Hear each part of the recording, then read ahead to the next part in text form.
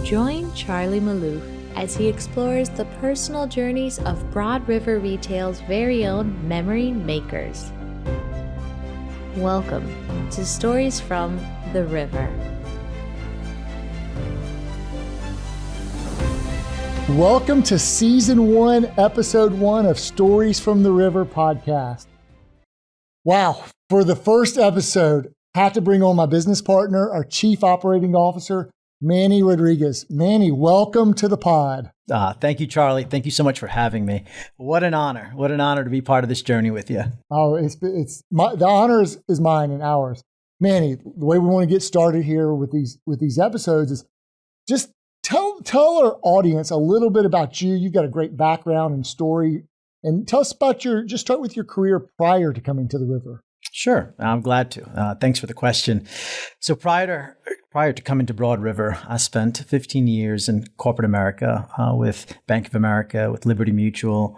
And it was great. It was an amazing experience that really helped shape a lot of skills and professional development for me. And so got to travel quite a bit. I did some international relations, got to travel to 30 different countries in a matter of a couple of years. So just really enjoyed that time to really kind of just learn more about myself, but also just kind of expand and grow. Wow. 30 countries in a couple of years and 15 years in the corporate world. We got a lot of experience when you came on board. Okay. So you've been with Broad River now for a little bit over 7 years. November 2014, you joined us. And to take us through your career path, I know you didn't start as an owner, but take us through your career path with the company thus far, including when you became an owner and how all that came to fruition. Yeah, well, it was pretty amazing story and journey just actually arriving here at the river. I remember I had an opportunity, my family and I, to move out to the West Coast. And we had already moved to Boston, and I grew up in New England. And so we had moved around and we'd settled back into Charlotte. And I love the Carolinas, love this place called Charlotte. And it's where really we wanted to continue to raise our family, our two young boys at that time. And so the West Coast really wasn't where we wanted to go. And so I reached out at that point to several friends in the industry and talked to Jonathan there. I remember that coffee breakfast. I remember that afternoon meeting you at Caribou Coffee and how many questions you had. You do like to ask questions. So this is, I couldn't think of a better thing for you to be doing this year than these podcasts. And it was so cool. It was so cool. And literally a week later, I'm joining Broad River. Yeah, I remember that interview well. I don't know if I remember all the questions, but we're going to have fun with some questions today. We've got a lot of them queued up for you. It was the first time I think we interviewed someone, and Jonathan said, "Don't wait till tomorrow. Interview this guy today." And Jonathan and I had known you and so excited and happy that you and Graylin decided to kind of stay. And so, but what you started in what role, and then how did you become an owner? Yeah, well, interestingly enough, first question I asked Jonathan is, "Well, where do you need me? Like, where can I help?" And he said, "We've had a really tough time being staffed, and in retail, if we're not staffed, well, we're going to disappoint our guests. We're going to disappoint each other. And so, can you help us there?" And so I started in talent as a director of talent, and just really focused on people, and it was great. It was a really interesting vantage point to get to see the company and learn more about our people. And then from there, it really just grew. One of the things that we love is we like to say healthy things grow. And we know that career paths are a big part of it. And so I went from a director of talent to then VP of human capital to then our SVP. And then, of course, on to be our current COO. Wow, that's amazing. Love that career trajectory. Hey, do you remember your first day with the company?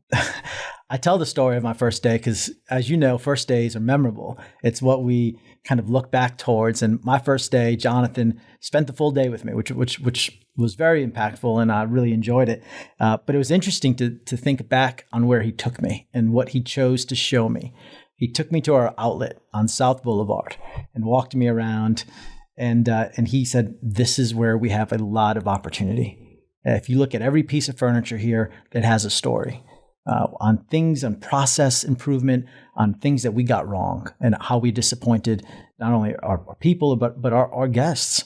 And so I really spent a lot of time looking back at that information, trying to understand, well, how do we get better? How do we get better every day? How can we look at our process, at our people, and say, let's do better today?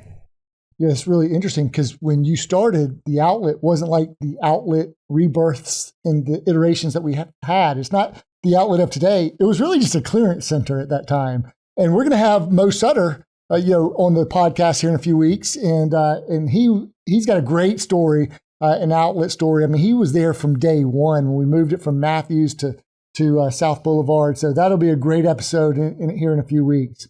Okay, shifting gears a little bit.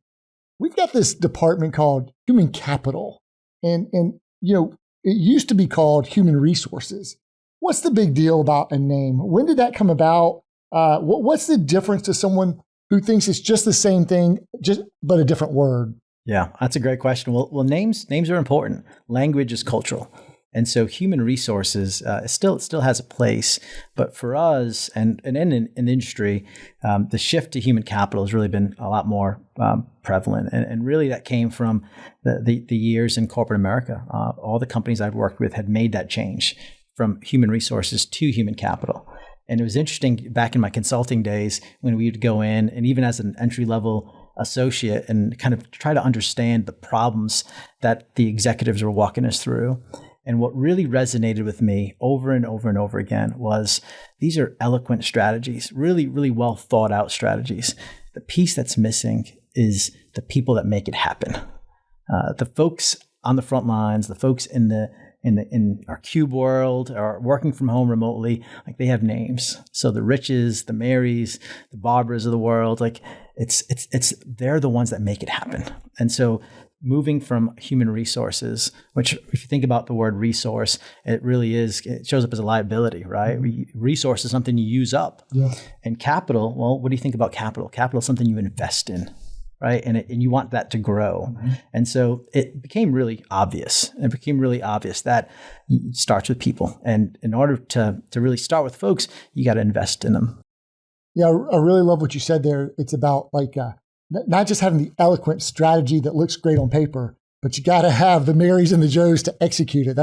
And that's why we're going to have these stories from the river. That's what this is all about, is to understand people's real life stories who are making the strategies come to life. Okay, but we've done something a little bit unique now within our human capital department.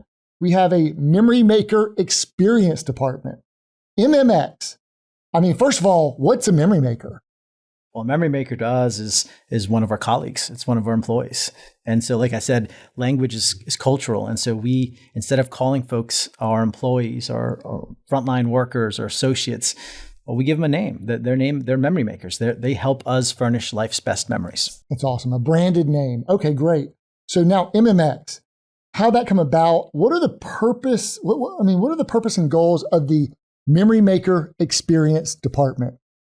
So part of that is just we kind of have taken some cues from Apple. Apple likes to iterate year over year. The iPhone 4.0, 5.0, 6.0. And so, yeah, human capital was 1.0 for us, making that switch from human resources to human capital. But really moving on now, as far as 2.0 is investing in, well, what does that experience for all of our memory makers look like? Well, what would it be like to have a department that was focused on the day one experience all the way through your 60 days, your onboarding, and your 2-year anniversary, your 10-year anniversary, all these noticeable moments that sometimes you just get an email or what if we had a really thoughtful and intentional strategy that helped highlight those? And that's where MMX came from. It's really focused on our experience for our memory makers. Sounds like it's a pretty big task there, and it's a pretty critical task. All the checkpoints. It reminds me of the book, The Power of Moments, and looking for those flagship moments and those milestone moments along a candidate's or an employee's journey, a memory maker's journey with us. Okay, so we've talked a little bit about human capital and MMX. Just sticking with the people front, let's talk about talent density. I know you love this phrase, and I'm going to give an acronym, MDMMs, which are $1 million memory makers. So you've been instrumental in building our talent density in the company from day one. Yeah, that's where Jonathan said, "Hey, that's where we need some help," and it's still true today. We still need to continue to. We're still in the war for talent, right? And that's what everyone hears about today. One of the ways that we see our talent thriving is with our $1 million Memory Maker program. So I want to talk to you a little bit about that. We've seen since you started. I know I want to get your perspective on this. Stratospheric growth and exponential success in this program, growing from a single $1 million writer in 2014, the year you joined the company, to $91 million Memory Makers last year. Okay, to talk about why you believe we've continued to thrive in this area and why we have seen such growth. Yeah, well, that's another great question. I actually like to learn via stories. And so I'm really excited about this podcast journey because for me, what a blessing to be able to learn about someone's story or learn about how something came about. And so for this specific point of the $1 million Memory Makers, it really started in 14. It started with understanding that we had one person there, Kenny Fisher in Fayetteville. He was our $1 million Memory Maker at that point. And we didn't even call it that at that point. But we soon changed that. What we knew was we were going to win with people. And in retail, to have that amazing guest experience and to be the retail company that we know we could be, we needed to add amazing talent. Every day, our conversations with folks, with prospects, with recruits, internally looking at folks who might want to take on this opportunity. And so we really set forth a goal of increasing that number year over year. And really in 2017, we made a huge step forward. We hired Heather Greenwood. She oversees the department today, and she really has added that robust strategy of intentionality and thoughtfulness into growing this program. We've given out cruises, we've handed cars to several folks.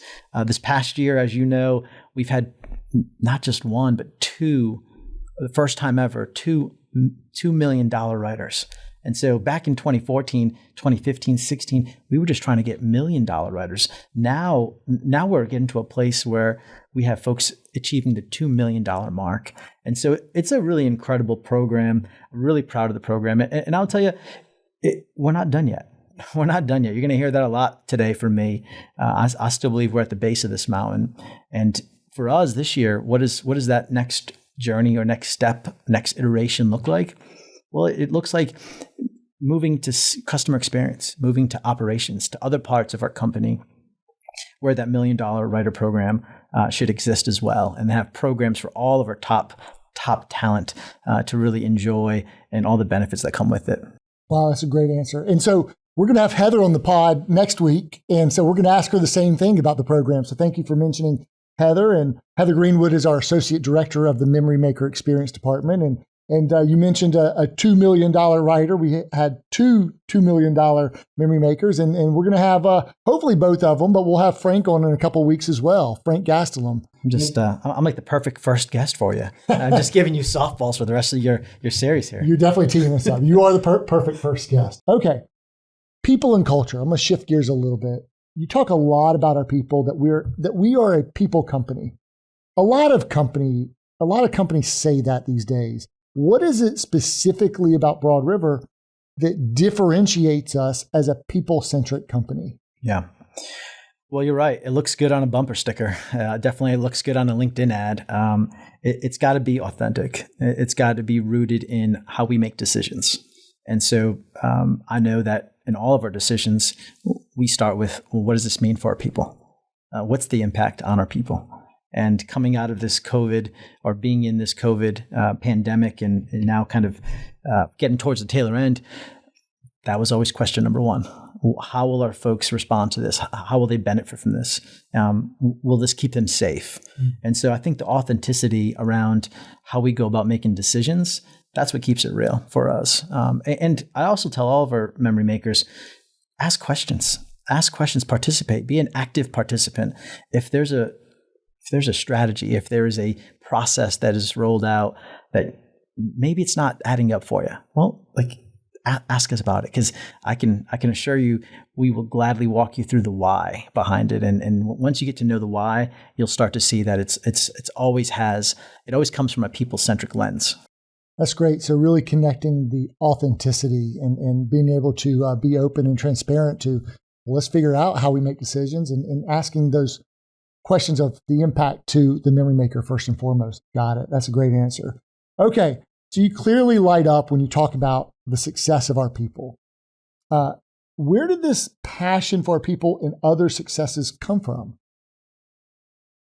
The relational aspect really started really from mom and dad, just knowing how much they enjoyed being relational, being intentional, and knowing that, hey, if there's something that I can help you with today and that can benefit you in the future, like mission accomplished, like that's great. Just constantly moving it forward. And so retail, one of the things that you and Jonathan mentioned early on is you got to be careful with this retail thing. Like it gets into your blood. Like we're selling furniture here. Like, what are you talking about? And y'all are right. Like it does get into your blood. This retail industry of just constantly looking to get better.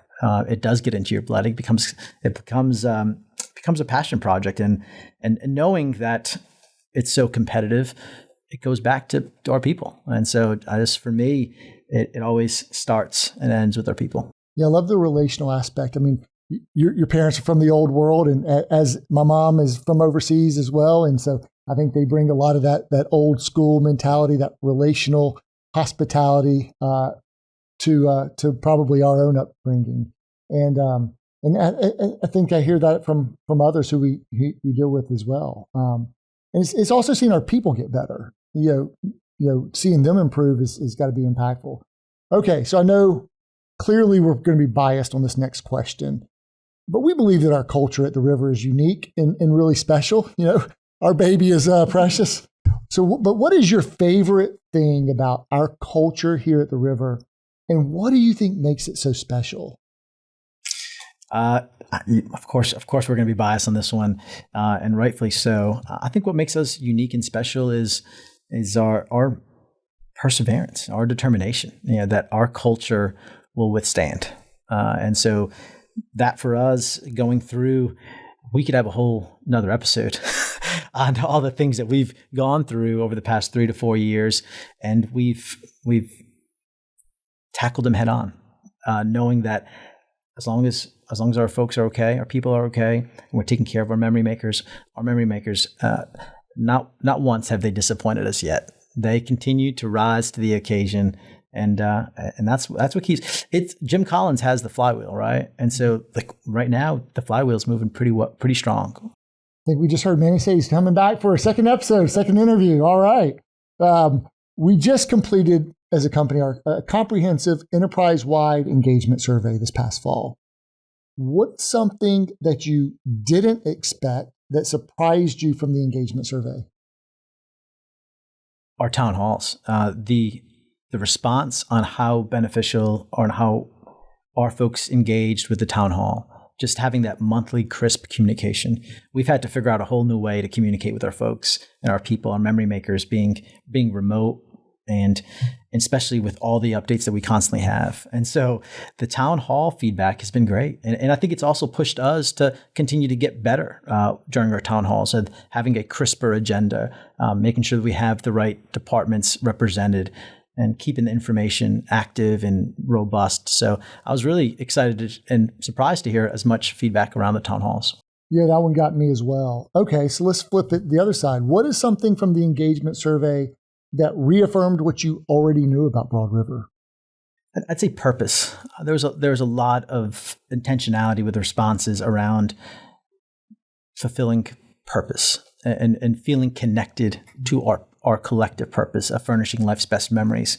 And so even during a really difficult time period, that purpose, that living, breathing, still remain pretty strong, which I was really, really excited to see. Yeah, I agree. Everyone's got a point of view about a company from the outside looking in. What do you think is something about Broad River that would surprise others from the outside looking in? Maybe a misperception or something. Misperception.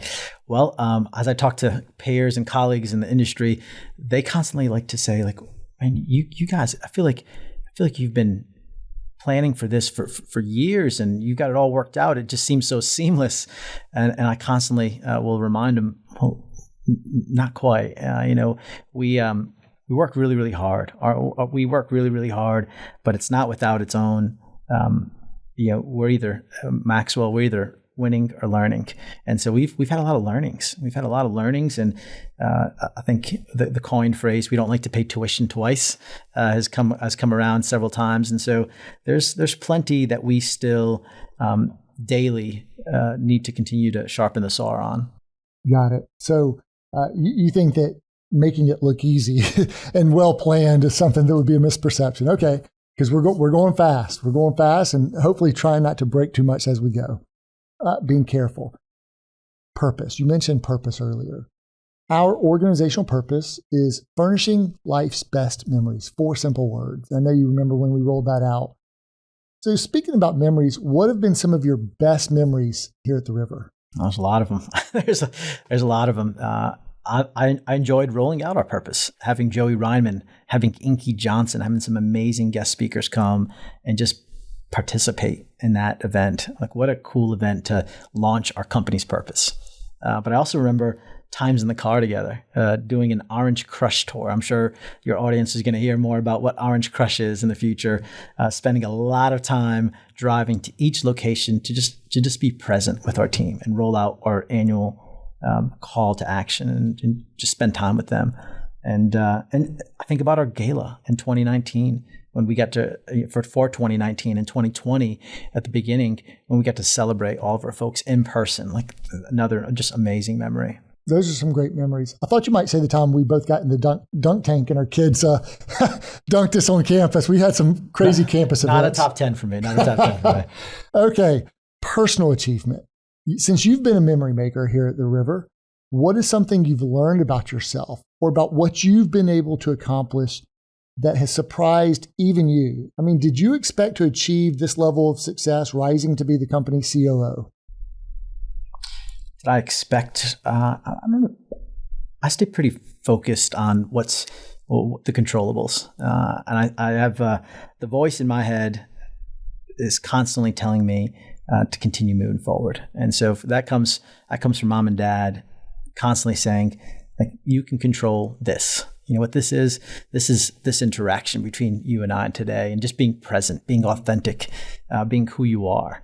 And so I think that for me, it always comes back to just taking each day as it comes, but being really, really active in the preparation for it, so that I can be the best that situation deserves. So whatever comes our company's way is that I'm constantly learning, that I'm constantly looking for ways to get better. The operational side has definitely been something that I'm really excited about, looking at ways for us to continue to be more efficient, for us to continue to find better ways to operate. And so I think that has served as well. But it's rooted in moving forward. I like that. So you're not looking too far ahead. You're taking it one day at a time. That's right. And to that end, what is the favorite Bible verse that you share with your boys at night? There's several. That's a great question. There's several. Well, I mean, Jeremiah talks about a plan for us, a plan for our family, mm-hmm. which is really important. A lot of what we talk about is just knowing that that this isn't for us. This isn't ours. Well, so. I mean, about the this is the day. That's one of our favorite songs. We grew up singing that song, and so we'll sing that. This is the day. This is the day that the Lord has made, and we will rejoice and be glad in it. So we're thankful. We're thankful for the day. Thankful for the sun rising, for the folks that we're going to meet, the folks that we're going to hopefully be able to impact, and just being together. Yeah. Okay. So let's talk about legacy. Now, if you go to the end of your career, which is going to be a long time from now, and you're looking back and you think about how you want to be remembered. And this is kind of a quick icebreaker question that I like to ask. What 3 words come to mind as the 3 words that you would like to have described you? 3 words. That's a good icebreaker. I would say, well, I'd first say authentic. I think it's got to be genuine. I think that again comes from mom and dad. Just be who you are, and just in all aspects of your life. It's also, I'd say, persevere. Perseverance is a big part of getting through, and not just getting through just for the sake of getting through. Like get through and enjoy the ride as you're going through it. So perseverance, authenticity, and then mostly, also relational, knowing that, this is while we're here and while we're, whether we're at work, whether we're at, it's about the relationship. It's about the relationship, and are we being intentional about nurturing that relationship and investing back into it? And so those are some of the key things that I take a lot of pride in. That's great. Thank you. Okay, let's talk about something that you've really taken a liking to, and one of the critical aspects that you've really taken over for us that a lot of people might not realize is that you oversee all of our construction projects now. And we've had quite a few under your watch. In fact, they have become a competitive advantage for us since you've taken over. From a couple of distribution centers, because we're about to open our third one in Spartan Ridge, and we did Four Oaks, many store remodels and renovations, and several new stores. So tell us about some of these experiences and memories that really stand out for you in the area of construction. Yeah. Well, thank you for that. That's kind of you. Construction is a new skill set. There is some history there. My family has construction roots in our family, and so there's a lot of things there that I take a lot of pride in. But who doesn't love to build something? Like to build something, to create something, to work with really remarkable partners, and create a retail experience that not only our memory makers can love and enjoy and get excited about, but that our guests will love and enjoy. So I've really enjoyed working on our construction projects. They're not easy. They're not easy, but they're a lot of fun. And I would be remiss to say that it takes a lot of our folks. We have some amazing folks, Tim Sales, Janet Limeculer, Lynn Knowles, that come alongside and really make these construction projects come to life. Do you have a favorite story or memory about, I know every construction project's different. Sometimes we have to load up in a different box that happens to be open and move it over. Give us one that like really stands out, like this happened. There are so many. It's another episode, but I'll give you one for Raleigh Capital. So Raleigh Capital, bottom of the ninth, we have 9 53-footers that are pulling up, ready to deliver all of our products. So all of our team is there. They're ready to set up, and the fire marshal, we'll keep his name off the podcast here. He unfortunately wasn't to his liking. There was something with the way that the fire detectors were going off, and so he wanted to come back. It was the Friday, so he wanted to come back on Monday, and we had to pivot. We had to pivot really, really quickly, and it just so happened. And again, this goes back to relational. It just so happened that the box that we were moving into, there was another vacant box next to it, and so I called our real estate contact and said, "Hey, crazy idea. Do you mind if I unload 9 trailers of furniture into this location, this empty box, for over the weekend, and then we'll move it and clean it and move it right back into our normal box?" And so our team did that. Our team unloaded those 9 trailers, staged it, moved it into our box once we passed, and we opened right on time and without a flaw, cleaned that box up and left it better than we found it. But again, it was just, it's one of many stories that we have on the construction side. There's like one of those stories for every construction project. There really is. But what a lot of people don't realize about that one, we weren't there because I think there's a second store being opened at the exact same time, right? That's exactly right. I think it was the Matthews store. Yes. So we don't typically open 2 stores 2 days apart, but that's just how it happened. We had to split our teams that time. So it was a little bit hectic, a little bit crazy, but we got it done. Okay. So does your love of construction work, besides building things, does that come from your family history? It does, yeah. Mom and dad grew up in Portugal. And so at an early age, my dad went to France and really worked as an apprentice and learned. And so he learned all aspects of creating and building. And so he had to kind of walk through it. And I love that. I mentioned that to some of our folks. Sometimes you have to go through it and know it and feel it, touch it, to be able to then kind of speak to it. And so mom and dad are both from large families. My mom's one of 10. My dad's one of 7. And so my dad was able to bring his brothers and sisters up to France, and slowly but surely, one day at a time, they created something pretty special. And so we're really thankful for that. And now, the crazy part about the whole construction piece, my wife will listen to this and I think she'll get a chuckle here, I hope. I'm not very handy. I'm like the least handy. She'd probably have 4 or 5 stories for you on when I tried to change out the locks and that night we had to prop it closed because I couldn't put it back. I couldn't install it again. So I'm not the most handy when it comes to fixing things, but thankfully we have really amazing folks that come alongside and get everything done. You know a guy. Well, a couple of things about both of our wives will enjoy that, because my wife is a lot more handy than I am in terms of construction projects. She's always getting I'm about as handy as you are, maybe a lot less so. And then love that the history from your dad and your family history has now paid dividends for us here at Broad River. We're grateful for that. Okay, inflation. We hear about inflation and the cost of construction. What concerns you the most about construction projects moving forward? Yeah, I think you hit on it, Charlie. Those are the headwinds for us right now. It's the backlog on we're waiting on fire panels for Spartan Ridge, and so the backlog on waiting on parts and pieces, lifts for some of these warehouses, they're out for 12 months. And so the supply chain shortages concern me. Of course, from our GCs, finding labor, our subcontractors and contractors. And so, and then the cost inflation, the costs have gone up. And so we've been very fortunate. We've been fortunate to have had as many projects as we've had over the past 2 years and to really execute our plan.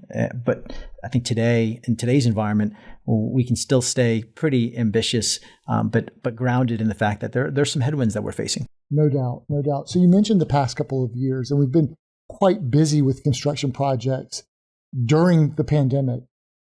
You've been instrumental, even from the onset of the pandemic, and we each had kind of different tasks that our leadership team had to take on, and one of yours was to keep our stores open, safely open. Tell us about April 2020 or March 2020 and what it was like to try to keep our stores open and some of those memories and stories.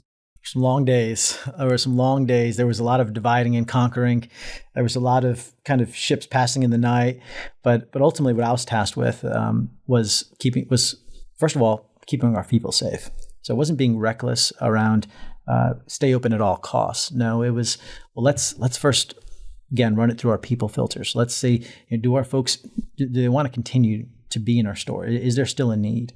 Well, yes. We have folks coming in because they're buying desks. I mean, their home environment has completely changed. And so they need products. Okay, so there is a need. And our folks still want to be in the store. Yes. And can we equip them and be safe and with all the PPE gear that we had to outfit them with, of course, and make sure that we had partners that would go in and clean for us, make sure we were really disciplined around that. And once we could get through those barriers, and we said, well, then we should stay open. Our folks, our people, memory makers want it. Our guests are coming in, and we can get the supplies to keep everyone safe. And so at that point, it really just became a daily, hourly conversation with our landlords, with the governments in which we operated in, and some got some were easier than others. But at the end of the day, I think it was a really monumental task for our team to kind of come together and say, like, we're ready for it. Like, we are here. We're united. That was a great rallying cry for us in 2020 was to be united. And I think we emerged through that united.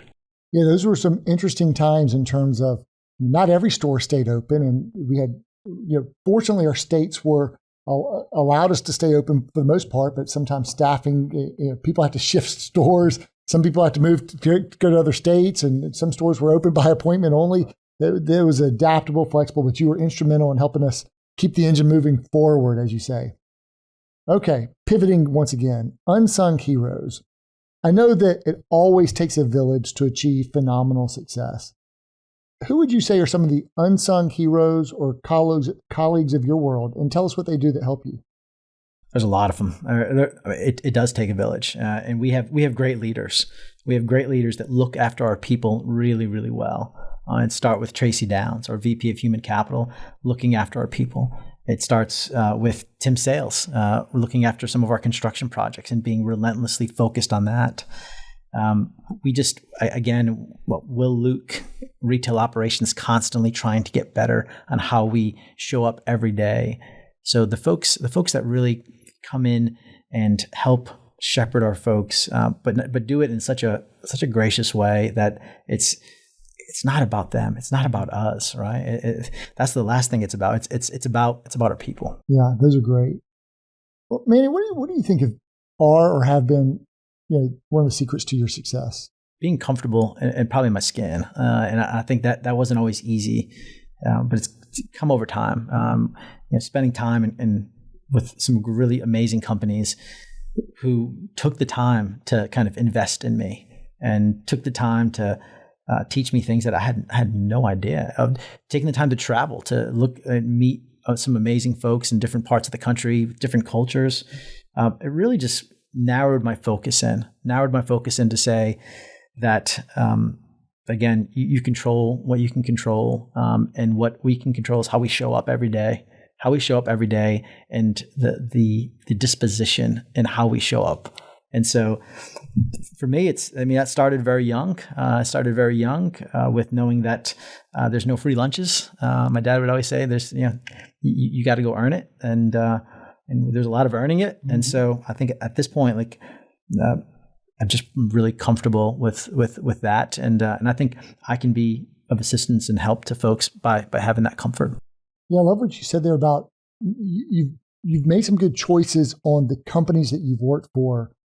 I mean, maybe you've had good fortune that they actively invested in you and you got to see so much of the world, but you made an intentional choice of, I'm going to go to this company because they're going to invest in me. And that's really served you well. And, when you're choosing a company to work for, are they going to invest in your future? And that's really, really important.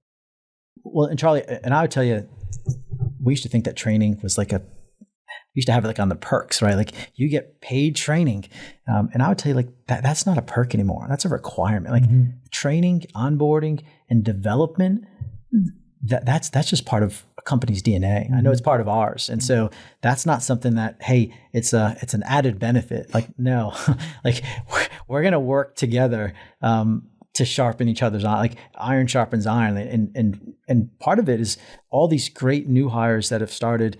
I actually just had a Retail 101 class this morning, and I'm reading the bios of folks that are choosing to come to Broad River. It's unbelievable. They will make us better. They will make me better. Well, what is a Retail 101 class? I've spoken to some of these Retail 101 classes. I get to do it every session we have, just like you do. We have, what is a Retail 101 class? A Retail 101 class. These are our new hires, our new HFAs, our new home furnishing associates that have joined us from all parts of the country. We had folks in class today that moved here from different parts of the Carolinas, Virginia, Mississippi. We had someone from Arizona. We had someone from Tennessee, and it's their first 101 days in retail. And so it's a very thoughtful, intentional program that walks them through our systems, who we are, our culture, our purpose. So they get 101 days of kind of just walking that journey with us. I love that. Retail 101 is the intentional mapping of 101 days. Okay, advice, shifting gears. What's the best advice you've received? I'd say be careful the stories you tell yourself. Be careful. That mind is a very powerful tool and instrument. And so it's that story that we choose to focus on. And it can, whether the days didn't turn out the way you'd like it to, well, the one thing you control that mindset. Mm-hmm. And so knowing that, hey, tomorrow's going to be another day, and what we can control, like I said earlier, is what's in front of us. And so not allowing that story in our head to really take us off the course, off the track. That's a great one. So you just spoke to Retail 101, and those are our new hires. So what advice would you give a memory maker who's starting today? One day at a time. Take it one day at a time and be an active participant. Come and engage. That's great. All right, Manny, you've been with us 7 going on 8 years, several years now. If you could go back to your first day, what would you tell younger Manny, your younger self, about what life is going to be like working with Charlie and Jonathan and everyone at Broad River Retail? What advice would you give your younger self? I would have said you need to get into shape. You need to get in shape because it's going to be it's going to be a journey. It's going to be a full. It's going to be like a triathlon. You have to be mentally strong. You've got to be physically ready to go and take on these long weekends or days because that's what the business requires. And so I would say get ready to sprint, Manny. Get ready to sprint. Or marathon, either one. Sometimes you got to interchange those. Okay. What is something about you that would surprise your fellow memory makers? What would surprise folks? Well, I'm an avid walker. When the COVID hit in March 2020, my wife and I, we started walking every day, 4 miles every day. And it was really therapeutic because we talked about earlier, being on calls with governments and trying to keep our stores open, just keeping our people safe. That walk really just allowed for some decompression. It also allowed for us to just spend some time together. Hey, how was your day? Mm-hmm. And so now I'm going to walk at a pretty feverishly pace. What is that per mile walk? I think we're like at a 12. I think it's 12 minutes a mile. That's pretty close. That's running for some people. We might look a little awkward sometimes, but you got to get a little sweat in too. All right, I love it. My walking pace is 20 minutes a mile. If I'm running, I'm running. If I'm walking, I'm walking. It's something in between. I love that. Okay, so if you go walking with Manny, be prepared to maybe run. If you could change something, if you could change one thing about the company today with the wave of a magic wand, what would it be? Well, one of the things that I really do appreciate about how we tackle opportunities, we have plenty of them, is we make our best decisions when we make them together. And so we have an amazing leadership team. And so I love our approach on how we make these decisions. These decisions aren't made in a vacuum or in one silo. And so, but if I had to change anything, I think I think I'd probably look at how we have our PTO set up. I'd probably move that PTO back to an annual, and at least I know I'd have an advocate there on our IT side. Our shout out to our Harold Hampton, our IT VP, and get it back to an annual PTO allotment. That's the one change. Got it. Okay, we're going there. All right. So, let's say okay, here we go. I'm gonna give you a chance now. Let's say I decided to retire. I'm hanging it up and I'm giving you the keys to the company. You're the new president and CEO of Broad River Retail. Today's your first day in this new role. What would be your first order of business? Well, first order of business would be first to, we love to, recognition is really important. And so the first thing I would do is I'd recognize our strongest CEO and president that we've had that's really kind of moved our company to where it's at today. And so we'd pause and we'd celebrate that moment. We'd celebrate that moment, and then we'd pick up our shovel and get back to work, and we'd go tackle the day's business. We'd go tackle the day's business, and we'd go talk to some amazing recruits. We'd go deliver really excellent product and guest experiences to all of our folks. So we'd get back to the day's work. Your professional question answer. You're not letting me stump you here. That's okay. I'm going to keep trying. I'm going to keep trying. Thrive. Our company's word of the year in 2022 is thrive. What does thrive mean for you, and why do you believe that it is the right word of the year for us this year? I love thrive. This was an easy choice for this year. Coming out of Forward Together, which was really important, that we had to move forward, but we could only move forward hands locked together. Thrive for me, it's a mindset. It's a mindset. It's how we choose to show up and what we choose to focus on. And so thriving is really, it's individual. We talked about it this morning on Retail 101. What does thrive mean to you? And there were 32 different answers. And that's beautiful because that's what thrive means to each individual person. And so for me, it's a mindset. It's how we wake up in the morning. Like wake up in the morning, smile, and ready to tackle the day. And so thriving is really important. We just got done with a season where it's in some cases it's been pretty lonely, and so I think that thriving together is really important. Love that. And sometimes I think it's helpful to use an acrostic to help us. So if you had your THRIVE, for those of you watching on YouTube, you can see me doing the acrostic here with the letters vertical. And so what would be your acrostic for the word thrive? Give me the T. I'd say the T, well, I don't usually just have one, so I'll give you just a couple. Well, transform. Like, take this opportunity to transform how you do things. Just start with today. Do something, what you want to, it might seem like a big monumental task. Just do it for a day. Do it just for one day. So I like transform. I like tenacity. Okay. Like just, the way we approach different aspects. I'm reminded of my son's basketball game this weekend. I kept on telling him, like, you've got to want it more. You've got to want it more. And you're like, am I sinking in? Like, is he getting this? And then I see him on the basketball. And again, mind you, this is a under 8 church league basketball. So I think, tenacity, being tenacious. Transform tenaciously. Yeah. Give us the H. H, humility. I'd say humility. Okay. R. Resilient. I would be intentional. V. V would be victory, being victorious. And E. And then E would be empathy. Love it. So what advice would you offer up to a fellow memory maker to help him or her thrive this year? I'd say take your time. Like, if you can't come to the answer today, that's okay. Take your time. Take your time and take some time and just map it out. Put a plan together. And if you need help, great. We'll reach out to folks that can help you get there. That might want to go take that walk with you. That might want to take a bike ride, or hey, this is something that I want to get into. Would you join me? So I think part of it is just taking your time and not putting any undue pressure or stress on it. Just let it come. Yeah, I think it's important to take some reflection and understand what Thrive does mean for you. Like, you got 32 different answers today in Retail 101.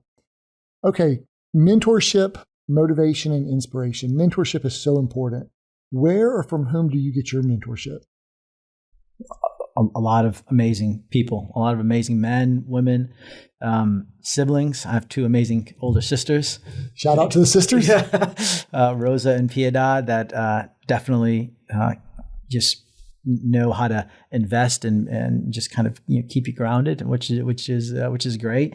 But as we mentioned earlier, I mean, there's been some amazing folks at former companies who still will reach out on a LinkedIn post or call me or text me just to check in. And like, we're all so busy, and there's so many excuses on just to take that 30 seconds, a minute to formulate that text or reach out or leave you a voicemail. And so I'm really just love it. I love it. And now having a business partner who is a mentor to me, who not only just do we have a business relationship, but we also want to see each other do well, like personally, so it's not just professional. Like we're brothers that are, just taking it one day at a time, trying to figure this thing out, trying to get better. Absolutely. So where does your inspiration and motivation come from? Where do you find inspiration and motivation? Well, through stories, through a lot of amazing stories, a lot of gritty stories of folks and people who've charted an amazing path, and so my family gives me a lot of inspiration. My other memory makers, seeing them do some pretty amazing things give me a lot of inspiration. My boys give me a lot of inspiration, just seeing how their minds work and the questions they ask, and then seeing like my oldest James. We're at church yesterday, and he's like reconfiguring Ashley's logo. Like he's taking notes. I'm like, hey, you need to listen to this message. But he's scribbling he likes to journal. And so I get a lot of inspiration from just the curiosity of people around me. That's great. Partnership. they're like marriages. they take some work. Well, why do you think our partnership has worked? And what about our partnership has made us a successful team? Yeah, I think Jonathan once told me that I think he said exactly what you just said. He said, a partnership is like a marriage, except you might not think that other person's that attractive. Who said that about it's relative to me? I got it. Love it. Well, I mean, you've come a long way. You're aging. You've come a long way over these past 14 months. I am aging. But I'd say first it has to start with trust. The foundation's rooted in trust, but it's also rooted in a mutual respect. It's a mutual respect, knowing that you bring a really key set of skills to the table, and I think we both do. And so I think knowing that about each other and asking each other to lean in because of our backgrounds and experiences, it's what makes it tick. Yeah, in any partnership or even relationship or marriage, you have to have trust and respect, no doubt about it. Goal setting. We're big fans of Jim Collins and the B Hags. What's a B tag this year for us? B tag. So again, we like to kind of change it up here at Broad River every once in a while, and so a B tag is our big, thriving, audacious goal. So it just takes a little bit of a different twist. So the BHAG would have been your big, hairy, audacious goal. And so we like to include our word of the year, thrive, in this year's BTAG. And mad respect to Jim Collins. We love Jim Collins. Yeah, we love BHAG. So how important is goal setting in your opinion? That's critical. You've got to start with the end in mind. No doubt about it. You got to start with the end in mind. And so in order to chart that path, you got to know where you're going. So along those lines, what are your goals for 2022? There's a lot of goals. There's a lot. We have a lot of goals. I'll share a couple with you. Number one, we want to make sure that we take the goodness of this $1 Million Writer Program, $1 Million Memory Maker program, and really expand it into other parts of our company, into customer experience, into operations. We need to continue to stay focused on our returns, stay focused on how we operate. We want to operate with excellence. And so there's plenty of opportunity there for us to continue to get better. We've got to continue to work on our supply chain. And so we've got 4 key initiatives. And so Project Ship, our supply chain is one of them, along with 3 others, our delivery experience, our cancellations, how we operate on the retail operations side of the business. And then our Project Thrive, all about our people, making sure that we continue to invest in our people. Love that. So the goals are centered around the top 4 company initiatives. That's right. Plus taking the excellence in one department, and cascading that to other departments. That's going to be great. Okay. Morning routine and daily habits. Do you have a morning routine? I do have a morning routine. It changes. It depends on weekends. I'll take some liberties on the weekends, but I do love to start my morning. First cup of coffee is always really important for me, and to really just be intentional with what I'm reading. Intentional with what I'm reading that morning.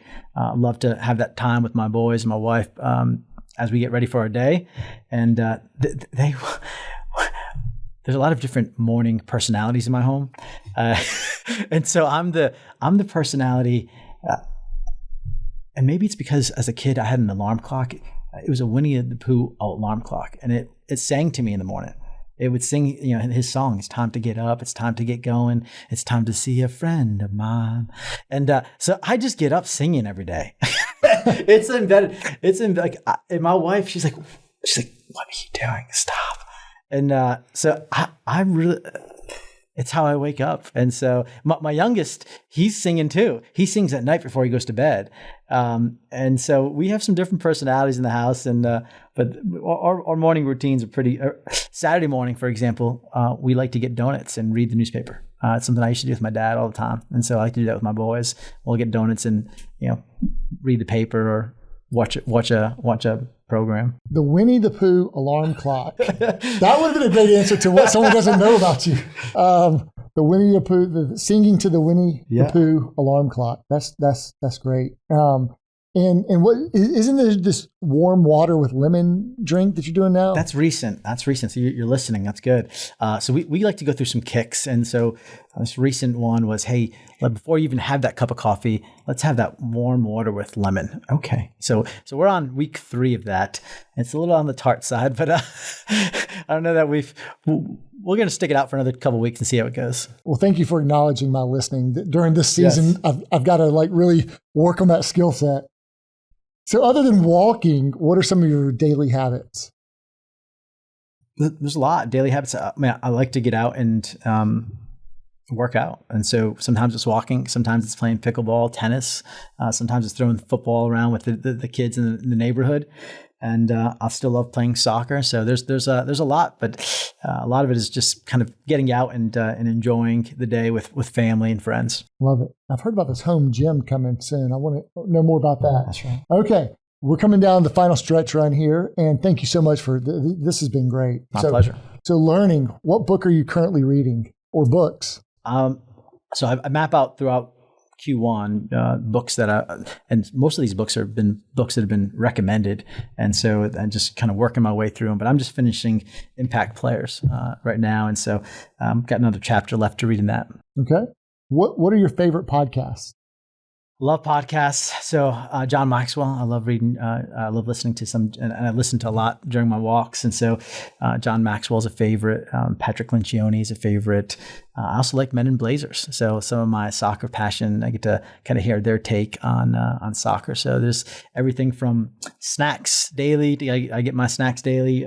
So kind of it's a little bit of a wide spectrum there. Have you had your snacks daily? Today. That's the HYH. That's right. Are you a 1X, 1.25X, or 1.5X listener? Yeah, I'm a 1X listener. And so how do you sharpen your saw? Really, it's with what I have in my plan and what I'm being intent. There's so much great content out there. Webinars, of course, reading, but really it's just thinking through like, what am I looking to work on? And then I'm putting a plan around it to say, okay, well, let's go look and see. Let's go look and see and talk to folks that are really doing some cool, interesting, and unique things in that industry or in that skill set. And so I just try to go look and go learn. I love the intentionality around that. I know you love a good Netflix show or a good television show to dig into. What show are you currently binge watching? Ozark. I just finished Ozark. That's a good show. That was crazy. 1883 was really, really good. And so Yellowstone, my wife and I really enjoyed Yellowstone. Okay. Hey, so when you stop working for the day or you have some time for yourself or your family, what do you like to do for fun or just to relax? I like to get out. I like to get out and enjoy, whether it's playing some tennis, some soccer, or just catching a concert, going to a concert. And so that's always pretty enjoyable for me. Nice. To someone who is not a memory maker and is thinking of coming to the river, what advice would you offer to that person?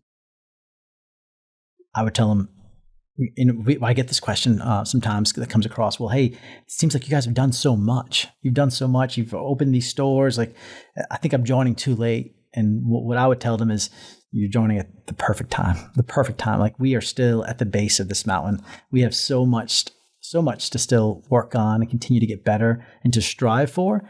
And so I would tell them, if you decide to come with an open mind. Come with an open mind and come with an openness to get better. So season 1, let's talk season 1 of the podcast.